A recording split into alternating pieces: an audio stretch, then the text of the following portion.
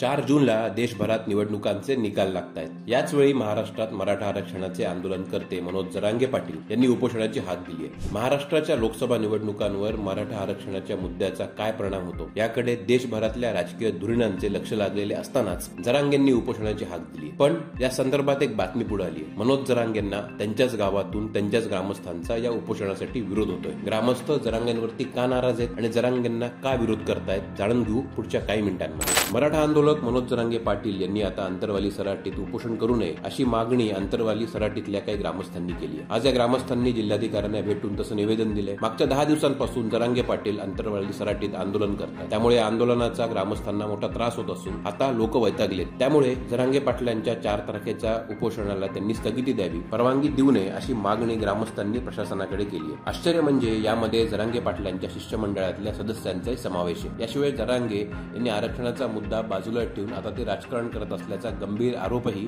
गावकऱ्यांनी केला. काय सांगाल की मनोज जरांगे पाटील यांच्या आंदोलनात तुम्ही खंडे समर्थक म्हणून काम केलेलं आहे, मात्र आज तुम्ही त्या आंदोलनाला विरोध करताय. नेमके हे विरोध करण्याचे कारण काय? 11 महिने झालेत आंदोलन चालू आहे. त्याच्यात 9 महिने झाले आंतरवालीमध्ये आंदोलन चालू आहे. आंदोलन जे अगोदर चालू होतं ते आरक्षणासाठी चालू होतं. आरक्षणाचा मुद्दा कुठेतरी बाजूला पडत तो राजकारणाकडे गेला. राजकारणाकडून तो आता कुठेतरी जातीयवादाकडे चाललाय आणि गावागावातला जातीय सलोखा बिघडलाय. आमचंच गाव त्याच्यासाठी आम्ही पाहिलंय की ह्या लोकसभेला कितीही त्रास झाला. गावातले लोक आज एकमेकाशी बोलत नाहीये आणि आरक्षणाचा जो मुद्दा होता तो मागे पडत चाललाय. तर आम्हाला असं वाटतं कुठंतरी हे थांबायला पाहिजे. कुठंतरी गावातल्या लोकांचं समाजाचं जे हे भान त्यांचं हे भावना समजून घेतल्या पाहिजे की काय आहे. आपला रेटा बरोबर आहे, आपली मागणी बरोबर आहे, पण त्याची कुठेतरी आपण पद्धत वगैरे बदलायला पाहिजे आणि आपल्या याच्यातून बाकीच्यांना त्रास होता कामा नाही. कारण आपल्याला समाजात राहायचंय आणि समाजाचा सलोखा बिघडू देता येऊ नये असं मला वाटतं प्रत्येकाने. काल जरांगे पाटील यांनी असाही आरोप केलेला आहे की तुम्हाला देवेंद्र फडणवीस आणि राज्यातल्या 4 मंत्र्यांनी काहीतरी आर्थिक पुरवठा केला आणि त्यानंतर तुम्ही त्यांच्या विरोधात जाऊ लागला. त्या बाबतीत मी काही बोलू शकत नाही. सध्या योग्य वेळ आल्यानंतर बोलू. आता आज तुम्ही निवेदन दिले, त्या निवेदनातून नेमक्या तुमची 2 निवेदन तुम्ही या ठिकाणी दिलेली, त्या 2 निवेदनातून तुमची नेमकी काय मागणी होती?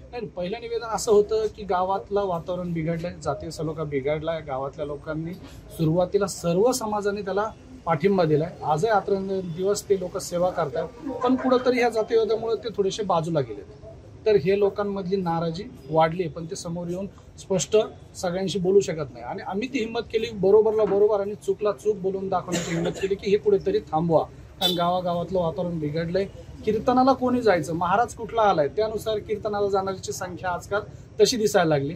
मग हे सगळ्याच ठिकाणी जर दिसायला लागले, आज ज्या जयंत्या साजऱ्या व्हायला लागल्या तर त्या जयंती त्याच लोकांना बोलवलं जातंय, बाकीच्या समाजाला बाजूला ठेवलं जातंय.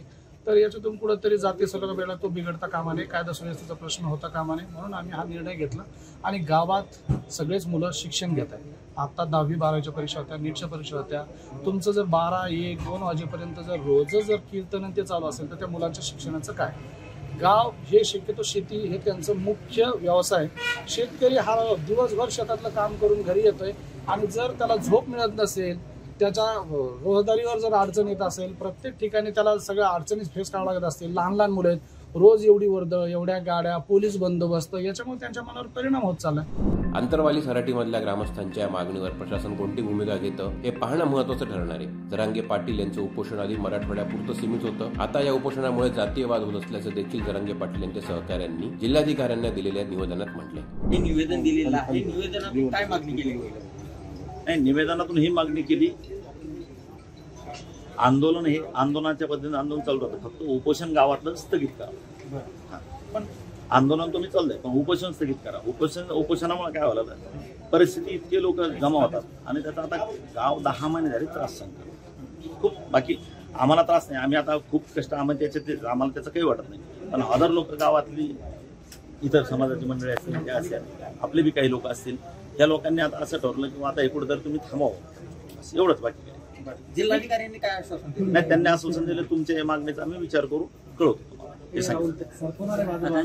मागचं अजून दुसरं काही नाही, काहीच कारण नाही, दुसरं काहीच कारण नाही, दुसरं काही कारण नाही. एखादं गाव बदलून घ्यायचं. आंतरवाली सराटीच्या ग्रामस्थांनी दिलेल्या या निवेदनावर आता अजून मनोज जरांगे पाटील यांची प्रतिक्रिया आलेली नाहीये. तेव्हा जरांगे पाटील याच्यावर काय बोलणार हे बघणं महत्वाचं ठरणार आहे. जरांगे पाटील ग्रामस्थांच्या विनंतीला मान देऊन उपोषण स्थगित करणार का जरांगे पाटील हेच उपोषण आंतरवाली सराटीच्या गावाच्या बाहेर करणार हे बघणं आगामी काळात महत्वाचं ठरणार आहे. या संदर्भात तुम्हाला काय वाटतं याबद्दल तुमच्या प्रतिक्रिया आमच्या कमेंट बॉक्समध्ये कळवायला विसरू नका आणि लोकमतचं YouTube चॅनल सबस्क्राईब केलं नसेल तर ते आवर्जून सबस्क्राईब करा.